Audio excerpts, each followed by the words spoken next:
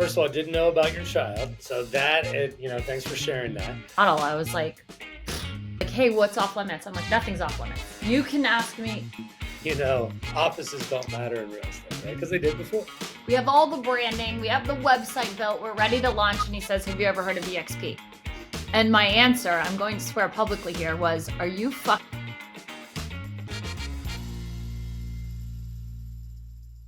Keri! Hey! How you doing?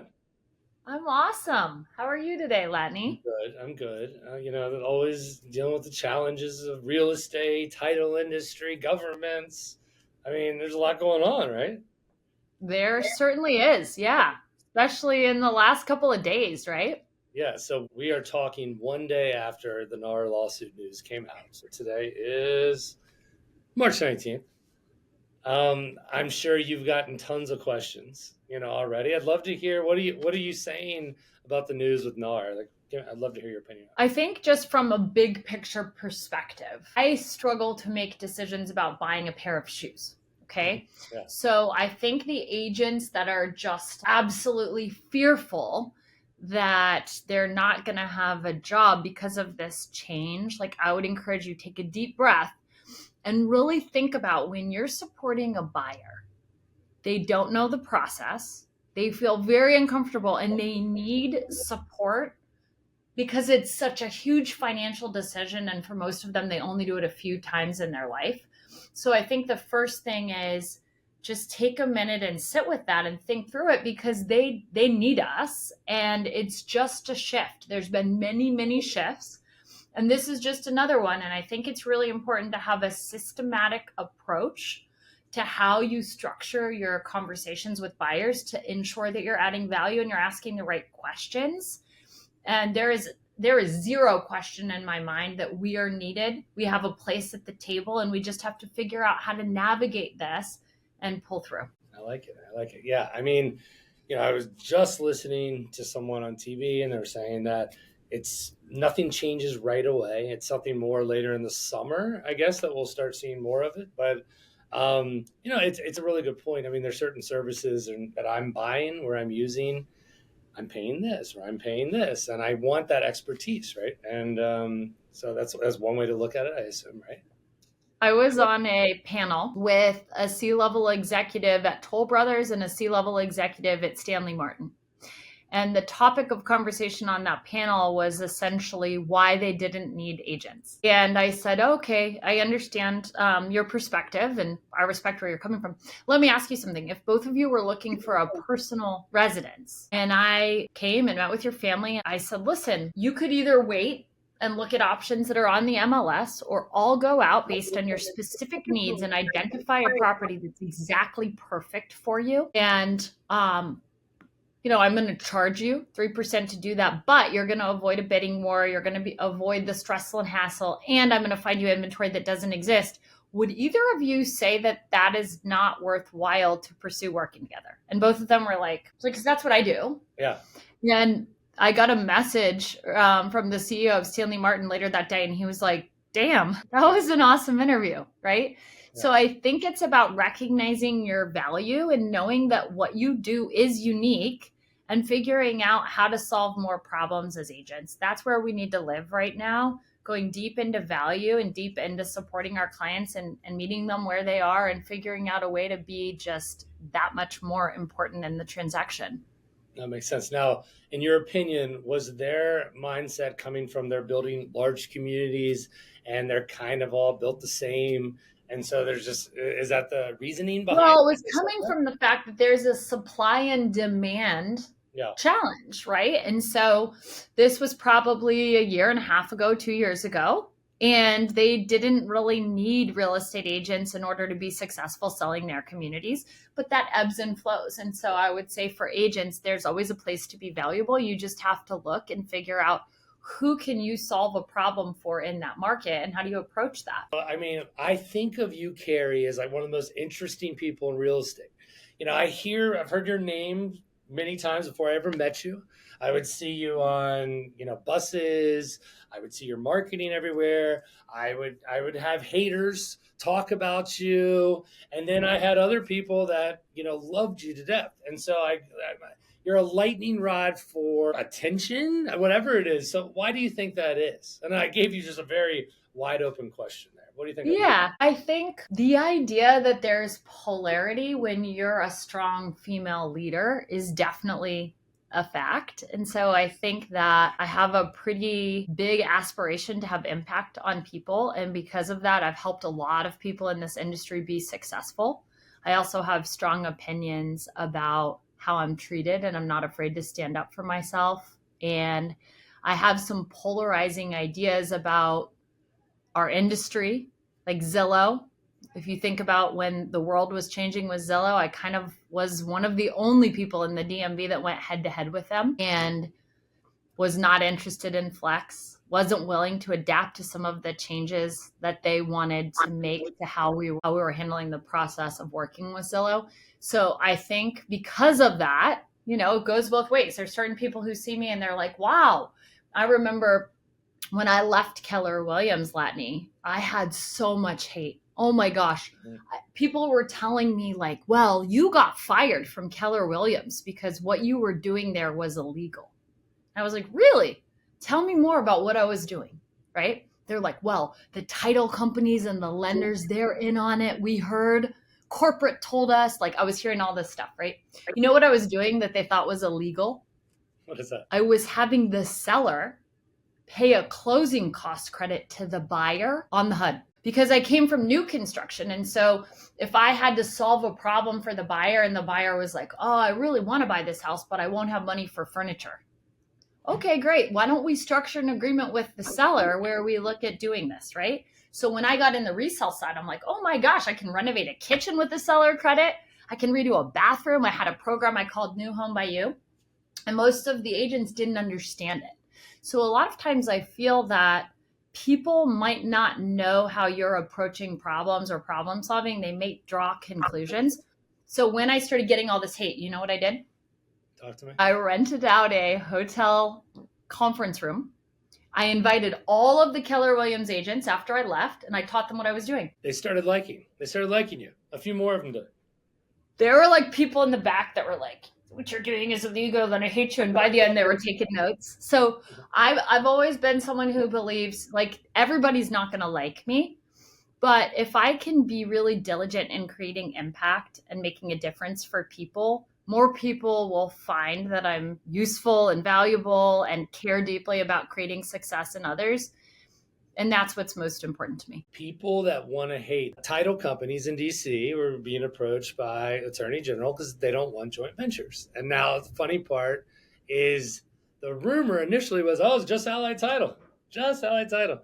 Everyone was being approached. But I would hear the agents say that. It's like, there's the truth, and then there's what happened, and do a little research to find out. And the funny thing is there's 50 states that allow joint ventures, and DC has taken a stance that they might not want anymore. So did anyone really do anything wrong by trying to follow the rules, hire attorneys to do things compliantly? I think about your situation there, and I even think about what we've kind of dealt with on the title side. Yeah. I'm glad you brought that up because it is similar. I think that you had a target on your back. And so although there were multiple people, you were the company that had over 1,000 5-star reviews. You were knocking people's socks off. You were changing the way, and still are, by the way, that a boring business was approached and made it interesting and fun and made clients love you, which is hard to do with title, but you did that. And you personally bring an interesting background. I don't know if everyone watching knows about your background, but when you started sharing with me how you did mud runs and you made them an event and you brought people together, like you've managed to have that kind of influence around the title business, which I think is really, really cool. With that, you also have haters, right? You've experienced that. And so I think in life, if you're afraid of having people hate you, you'll never have the kind of impact that you want. Instead, focus on creating an experience, focus on standing out. And that's exactly what you guys have done at Allied. Hey, I appreciate that. You didn't have to bring up the compliment. That was a non-paid for advertisement. Thank you very much. I have a funny story on the first time I ever reached out to you. So Uh-oh. yeah, you probably don't even know this. I don't know if I ever told you. So we started the company, and my background was I used to run obstacle races and at a sport and social club, and knew nothing about title, and still this day know nothing about title. But we wanted to create a great experience for all the real estate agents, and so we were like, what do I need to? There's 450 title companies. I need to reach out with something different. And we came up with a message, which was a little bit about my background, which was, hey, I've built and sold some businesses. If you'd love to sit at a coffee table and me tell you what I did, I'd love to buy you coffee. Funny story. We had this list, and I removed your personal email from it because I'm like, I don't know. I should probably try to approach Keri one-on-one. I shouldn't send a random email. Well, the funny part is your personal email was still in the database, and you responded right away. And you're like, I sent out this message. You're like, I'm interested. Let's go grab coffee. I'm like, wow, did not expect that. So I thought that was really interesting that the one person who I thought, oh, I think I'm going to get introduced to Keri through some friends of friends. So I'm not going to send this. And you actually responded right away. Do you remember that? Or it was a long time ago. You know what's funny? I personally responded to that. And now that you're saying it, this is the first time I've ever remembered this. I love brainstorming and collaborating with entrepreneurs. So your message was super appealing to me because I was like, wow, this is somebody that brings other knowledge, and like I would love to learn from him. And for a lot of agents that have met me, like people have this perspective about who you are, who I am, right? I'll meet people at an event and they'll be like, wow, like I'm surprised. I'm like, what are you surprised about? They're like, I didn't know you were like this. I'm like, this is hilarious, right? You really are a collaborator. There's no doubt. Every event we go to, you enjoy that. You're helping other people. Your story, I go back to, is super interesting. Number one, when like I said, I got into the industry, like the haters, the people that loved you, but I continued to watch you closely, and I would watch, we started working with you guys. And I mean, you had legitimate 5-star reviews pouring in. Consistently. I mean, I'm like, for someone that's so bad, like that's a lot of 5-star reviews, right? That should be looked at by people, maybe. Eventually, I mean, and a lot of people probably don't know this, but a few years ago, you got to $700 million annually for your team. Is that correct? Yep. Yes, it is. Pretty amazing, right? So 700 million, one team in the area. So that was what? Was that the largest team in Virginia? Was like, where were you where were you countrywide with those numbers? I think we were 16th in the country. Okay. And that was in 2021. Yep. Not too long ago. And here on this podcast, I said we're going to talk about everything. Now market has not been great since, but you moved to Florida. I don't think, that we weren't able to replicate that success, keep it going. And on that note too, you had some diehard great agents who are no longer with you. And let's talk about that. Yeah. What happened? Tell me the whole experience. And like, for those that don't know, you owned your own brokerage and are now with EXP. So like, give me the whole story of it all, how it all came together, and why and where we are today. Yeah, completely. So I think when I'm being vulnerable, and Latney was like, hey, what's off limits? I'm like, nothing's off limits. You can ask me anything, right? So from a place of vulnerability and full transparency, in 2021, I had a lot going on personally. I had a baby, my 4th baby, and that was a really tough experience. He wouldn't eat. Yeah. So for anyone who's mom, like a lot of people don't know that I went through that. He wouldn't latch and he wouldn't eat. And there'd be times that he would be crying like all day. And with my 4th, I was like dumbfounded. I'm like, I know what I'm doing here. Like I know how this works, and it wasn't working. So I think from an emotional perspective, I was in a really tough place. And at the same time, I was building a house and I had to fire the GC and I couldn't hire anyone because it was in Florida. And so most of the time, our mindset is what impacts our ability to succeed. My mindset at that time was like, oh my gosh, I am under the weeds here and I'm not sure how to dig out of this. And so I think what happened is a couple of my top people started feeling like they were not getting what they needed from me. And what I was focused on was always, how do I help people make the most money? So I wanted my team leaders to net over $1 million. And as a mom, I was so focused on how do I get them to net over $1 million and have work-life balance. And I think what really went wrong is when I was distracted. I had known I need to figure out a path for some of my top leaders. I mean, I had people who were doing close to 100 transactions with the team that I had helped them build within my team. And they were making close to $1 million. The average net, no expenses, net income of my top 5 producers was $5,000. Unusual success, I would say, not just in our area, but in the country. And I was super, super proud of that. But what I didn't do a good job with as a leader that was distracted by my personal stuff is future pacing what they actually wanted and what their vision for success looked like. Mm-hmm. And so some of them wanted to create their own brand. They wanted to evolve to the next level. And I was so focused on getting them to net $1 million and getting them to have work-life balance and getting all these things that I perceived as important in that place in my life that I missed it. And I had actually hired someone to help me grow a brokerage that I wanted to scale. You want to know the name, Latney? Tell me, please. Be Real. It was about being your authentic self. Yeah. And I had like the design done. It was all off of the same philosophy as NextJets, if you know that company. Mm-hmm. So all different patterns, all different colors, all different individual perspective instead of one brand. What I felt is like some of these people, if they were to leave me, they would leave me because they wanted to evolve and do their own thing and grow their own brand. But when I tried to scale it, the person that I hired to do that came back to me. And you know what he said? What is that? Have you ever heard of EXP? We're 30 days in. We have all the branding. We have the website built. We're ready to launch. And he says, have you ever heard of EXP? And my answer, I'm going to swear publicly here, was, are you fucking kidding me? I'm going to be honest with you. I don't think I can scale something that is better than what they've built. So I not only disliked EXP, I hated them. So fast forward, the heart of where I went wrong was not being focused on the future vision of my people in a way that I needed. I was focused on what I wanted for them instead of what they wanted for themselves.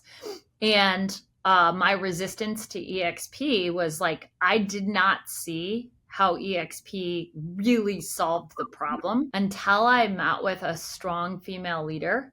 And I was tricked into going to that dinner, by the way, by my husband, who went to EXP first. Yep. And I literally told him, Dan, I just want to be clear. You can go to EXP, but if you try and recruit me. It's a risky move by him to try to get you there. I was like, no. So he was like, nothing to see here. Like, I'm not going to recruit you. But he said, Keri, want to take the kids to Disney? I'm a sucker for Disney. So next thing you know, we're on the plane and he's like, hey, by the way, Tim and Julie Harris are actually going to be at Disney with their daughter. I was like fuming. Like, can you even imagine? You know Dan and I pretty well at this point. I was so ticked off. I'm like, what? And that night we went to dinner and I was having this conversation with Veronica Figueroa. She is a female leader. She's really impact driven. And she said something that really resonated with me. She said, you know, the game changer of being at EXP is that you get to establish forever relationships. And I grew up moving a lot. So I was that kid that was on the playground, like trying to figure out how I fit in and trying to figure out how am I going to build relationships and make friends and who's going to like me and who's not going to like me. Right? Which is so ironic because what I really wanted in adulthood was to be able to have relationships where there was a financial win-win, where I could help someone grow and have them grow past me. And that was a win for both of us, right? And I never found a way of doing that makes as much sense as EXP. I mean, there's a lot here. So there's a lot. First of all, I didn't know about your child. So that, thanks for sharing that. We actually had an employee of ours leave our company because her child would not eat. And like when your child doesn't eat, just that mental pain and also the lack of sleep and all those things, like, it makes a lot of sense. So I appreciate you sharing that. The other thing people don't know a lot about your team that you've built in the past and everything and currently is like, everyone, I think a lot of people think, oh, they've got tons of agents. People leave a lot. And look, people I'm sure do leave a lot that come in that just can't stick with the system and like do what's required. However, you had 15 long-term veterans that obviously got poached all the time that would never leave you. So that is something Yeah. I think a lot of people just don't know what you created. They all assumed, I think, you had great marketing and anyone is doing those deals, right? And so that is something I think people that haven't taken the time to research know that they just don't know. Right. A lot of my leaders were with me from almost the beginning, and I still have a lot of those original gangsters with me today. Yeah. I think that where I'm strong, I'm really good at teaching people how to have duplicatable processes. That's why a lot of people who are trying to scale teams hire me as a coach. And I coach a lot of agents in the DMV because I've looked at it like, a lot of salespeople are gifted and they're unicorns. But being able to give the gift of success to somebody else and create a repeatable process where you can take your talents, but then you can transfer them to others in a repeatable way. That's the strength that I think I've brought over the years. And I do care really deeply about people and their growth and their success. And so, because of that, I think I've actually had less turnover than most other team leaders in the area. I saw one of your leaders who's no longer with you recently. In fact, it was this past weekend.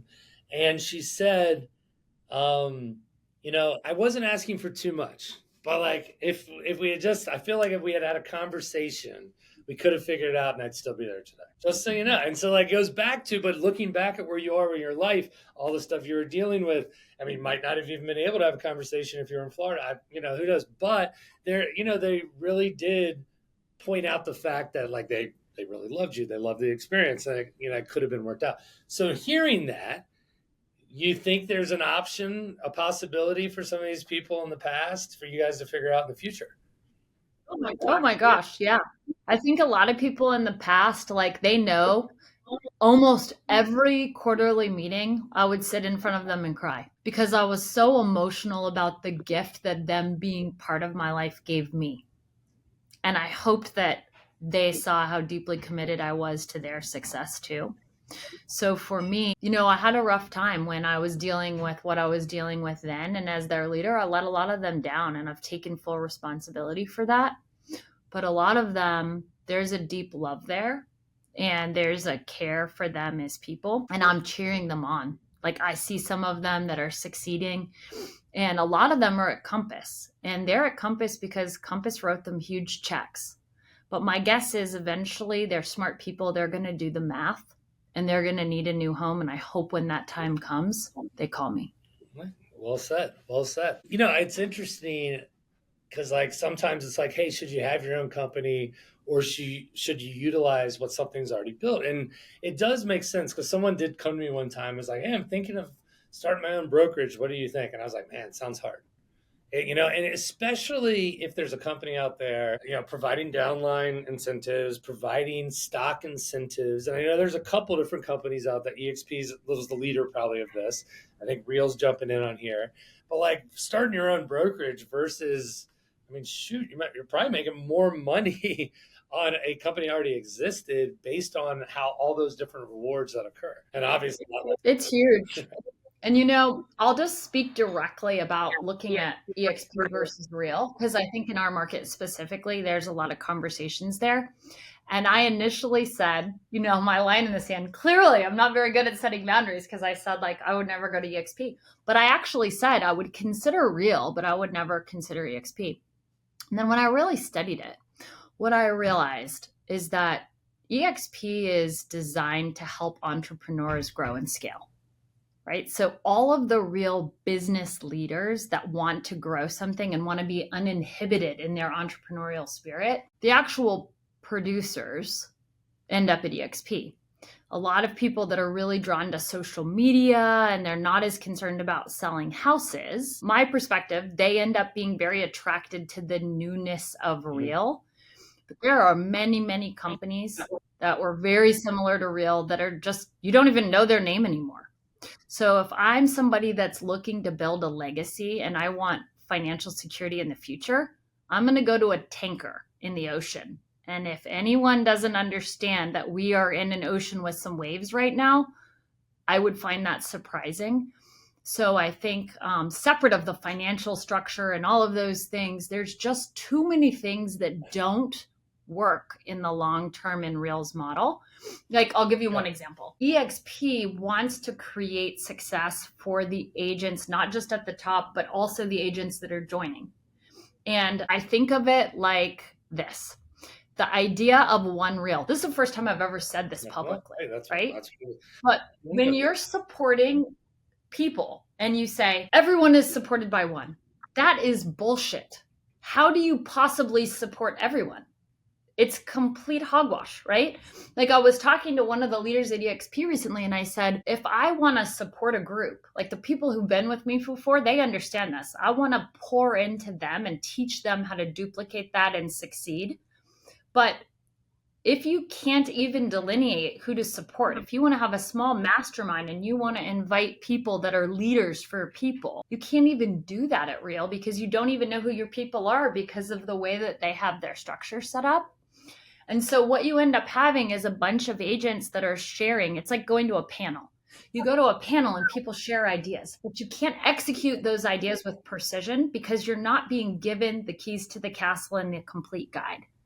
When people join me at EXP, I'm focused on having them scale a team, which means solving multiple problems, right? They need to be able to grow people and scale the group at the same time that they're generating more leads. And I think Real is in its infancy and there's a lot of excitement around there, but I don't think it's built for longevity. And Sharon is a good friend of mine. I love him. I think he's a phenomenal leader and he's a really smart guy. I just don't think the model works. Hey, listen, I appreciate you sharing that. I know we're going to have some interested people out there who have either gone to Real or EXP or considering it. So that's what... And if you're at Real now and you're not getting the Real support that you need, you know who to call. There you go. Oh, this is good. By the way, I'm already thrilled with where we're at with this podcast. I've gotten into almost all the questions I wanted, but I will take a quick little look to see if I have anything else. You got anything for me today? I have a comment, by the way. I'm going to really be interested to see what happens with Compass. Like, think about it. You have all these agents. Some of my agents were paid, from my understanding, $400, $500 to go there. Yeah. And they're trapped. Like, they can't leave because of some of the fine print. Now, some of them love that. Like, they love Compass. They think it's amazing. But when you think about what's going to change locally, when some of these people are no longer obligated to stay, it's pretty interesting, right? I think it's interesting. I mean, I have my thought on Compass. I have two thoughts. Number one, I thought they did a great job on the branding early on. You know, even when we were creating a title company, I was looking at what they were doing. I was like, look, that is an example of, like, luckily in title, no one has a good brand. No one's doing great social media, advertising, all that kind of stuff. So they're hitting that on the nail. This was a while ago, right? They were doing this, 8-10 years ago, right? So I thought that was a good move. It wasn't anything outrageous, but it worked, right? Like, this was an industry that had bad branding. So I thought they were doing a good job there. One of the things I think they're in trouble on is that, and they couldn't have seen this coming, but with COVID, they have tons of beautiful office space. Okay. And at the end of the day, COVID changed things. And now if you think about, I think about their place here in Arlington, gorgeous. They have so much space. So I can only imagine how much space they have nationwide, worldwide. And, at the end of the day, I'm sure if they could look back and get rid of all that and give a little bit more of that to agents, it'd probably be good for all. So I think that's just a huge issue that they have that could not be foreseen. You couldn't have expected COVID to occur, and then all of a sudden, offices don't matter in real estate, right? Because they did before. Yeah. I think the cloud-based models have a huge competitive advantage and are the wave of the future because, I think that agents want to be where people are. So it's amazing to me. Like, I have an agent that I work with in Florida. Actually, you know her, Casey Anderson. She's doing great. And she has an office, but she goes and sits in a coffee shop next to her office and she knows the baristas and she's done tons and tons of business from being introduced to people while she's in meetings with other people because she chooses to be a presence. And so I think there's so many solutions for collaborative work environments that are a lot less expensive and are awesome for agents. I am among the people who have a huge office. Like I have 12,000 square feet here, and I can tell you, I have regretted having that space during times. I have some thoughts about the future and how to utilize that space. And so my perspective has shifted a bit, but it was stressful having that kind of overhead during COVID. That's for it's sure. unfair. Number one, I actually believe, like I go in the office every day. I think the office environment is actually good for agents.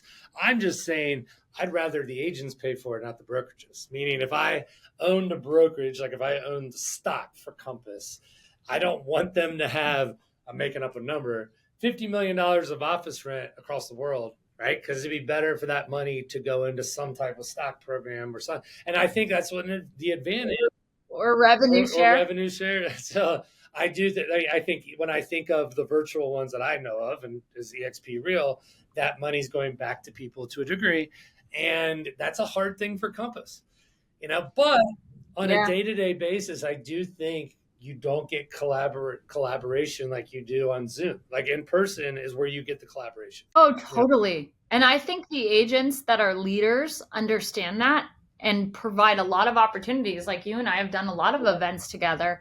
And in the DMV, I just partnered with NVAR to do an event that we call Coffees for Closers. And it's literally coming together and it's no speakers. It's all masterminding and tables, real challenges that agents are having. It's 1 hour and we're really, really focused on how do we bring out collaborative energy around the problems that people are facing today. We have one of those events coming up next month. If you guys are interested in that, DM me and I'll send you the details on that.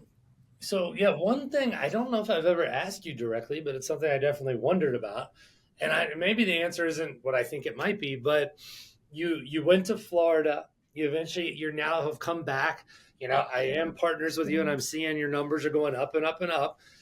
Dude, like you tell me, I mean, could you have kept everything going remotely, or was it other situations that created it? Like, how can you run a remote business, right? People absolutely. So I know Brian, who is a partner of yours, does not agree that is possible. But I will say this. I think if I didn't have a baby that wasn't eating and I didn't have a house where I had insulation in, and the first time it rained, I saw that they never sealed the building envelope. Like water. I had to redo everything, right? So that was extremely stressful for a lot of reasons. I think that it was that I didn't have the business set up where I had the right people in place to be able to be that absent and distracted. Like, think of it this way. I was able to duplicate myself. A lot of agents say like, oh, I'll have buyer's agents, but I have to do the listings. Everyone wants me. I don't have that limiting belief. I think that is exactly what it is. It's a limiting belief. I've been able to duplicate myself on both sides of the business very successfully over the years and at scale.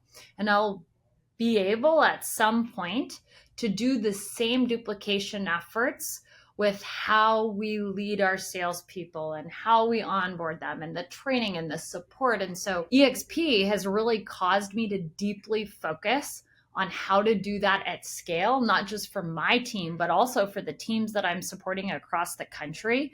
So I spent 4 hours yesterday just going really deep on how to do that even better.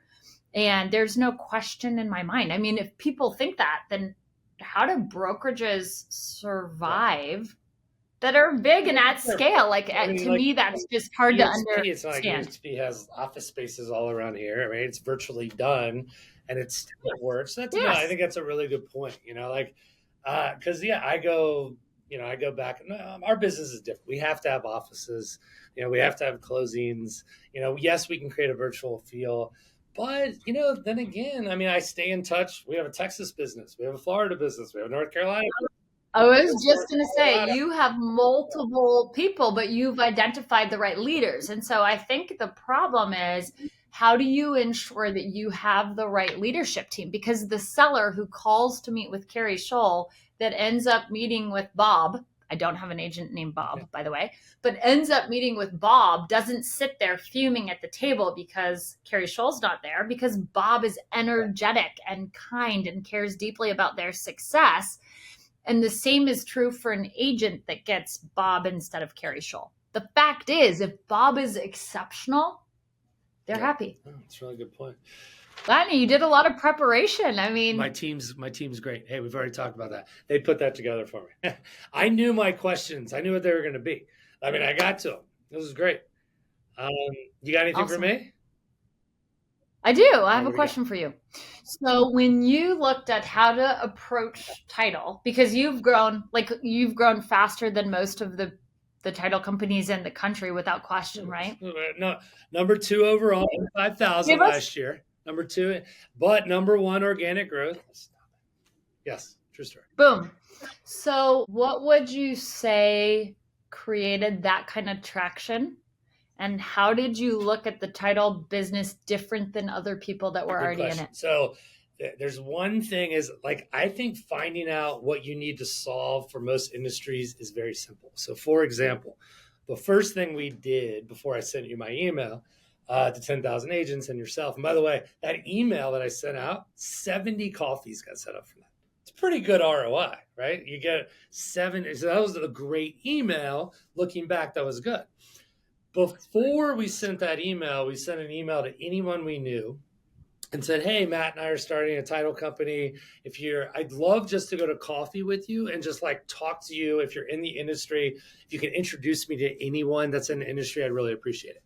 So anyone we went to coffee with, the first one, this is before your email, was, hey, listen, what do you like and not like about your title company? Like, just like, tell me right now. And like, give me everything. And they were like, gotta be responsive process, or I hate when they're not responsive. So like, fix responsiveness, right? So they're, and they just go down a list. They're like, oh, I like gorgeous offices. Oh, gorgeous office, not a shitty office like we first started in because we didn't have a choice, but we fixed that. But so and literally you go to like 4 coffees and you're like, this is the game plan. Let's just solve all of these things, right? And so that is kind of how we looked at, like, what are we going to focus on, right? And then I was fortunate to, number 1, I bought a house when I moved back here. And I was like, God, that was like the most archaic experience I've ever done. Like, why is this not a celebration? And then I did come from sports entertainment background where we put on parties and we did a lot of video, and it was all about the experience, right? And so I was like, well, I can't do title stuff because I don't know anything about it. So I should probably add some value to this company. And so it was all about just like trying to create that experience that people would want. And then how do you blow people's minds? Like, how do you go above and beyond just what they kind of wanted? So like, whether it's you're coming in the office and there's a 360 photo machine that you see at weddings, and then there's a list. That's why we created the client experience division. It was like, hey, your job on a daily basis is to wow people.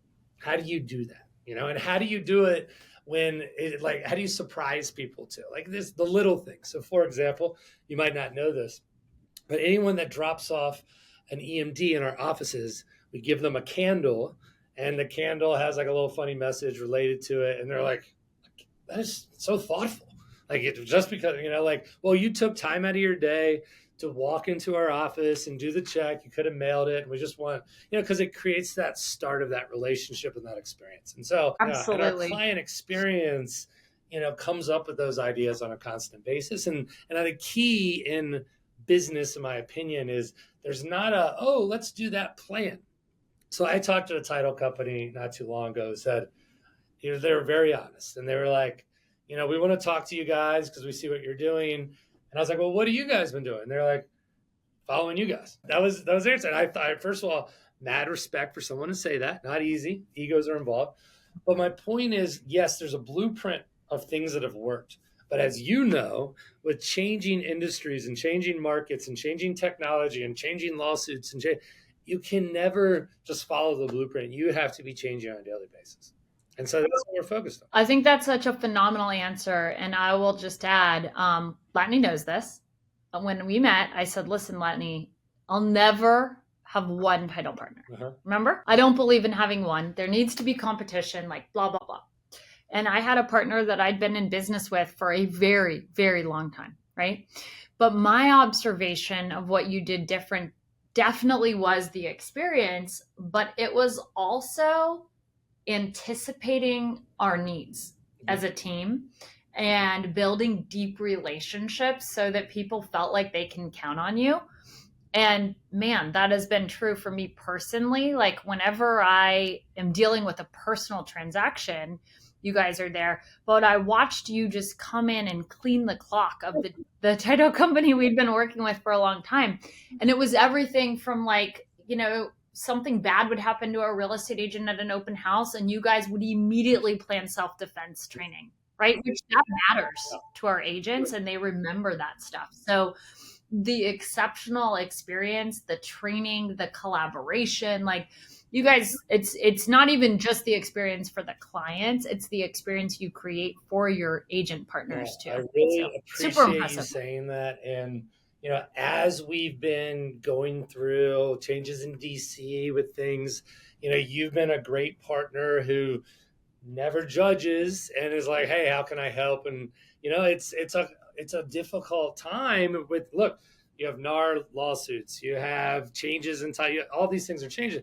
When you have people that when times are tougher and they're there to support and help you, it's much appreciated. So you've been a really good partner. And I thank you so much for the way you've kind of dealt with that and always offered to help us out. Yeah, absolutely. Well, when you have a valuable partner, you remember that in good times and bad. Well, look, I'm glad we got to get into it all today. We got it. I mean, look, you got to 700 million. You had challenges. You're growing back up to that. I'm kind of relieved for you in a sense that you don't have to have your own brokerage and you get to like just kind of like do what you're great at, and it like still makes as much sense, because running a company, which you are, is hard enough. Having to run another brokerage too on top of that, right? That's got to be challenging. Yeah. Well, I think running the brokerage for me wasn't hard, actually. Like I found that, well, it's because I didn't have to do it because I had great people who did a better job than I would, right? So that was never a friction. What made me sad, Latany, was people that would move out of the area. Like we're in a very transient area, right? So people would move away and they would be crushed that I wouldn't go get my broker's license in North Dakota or in, all these places. And I'm like, oh my gosh, you obviously don't know how bad I am at test taking. Like, I failed DC 3 times. Hey. Like, I think I'm an amazing agent. I love actually supporting the clients, right? So I think EXP gave me the ability to have those forever relationships anywhere people went, including most countries in the world. So it wasn't because running my own brokerage was hard.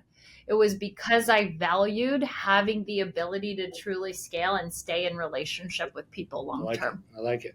I know you're busy, but I appreciate you taking the time to chat with me today. Good to see you. You too. All right, bye. Bye.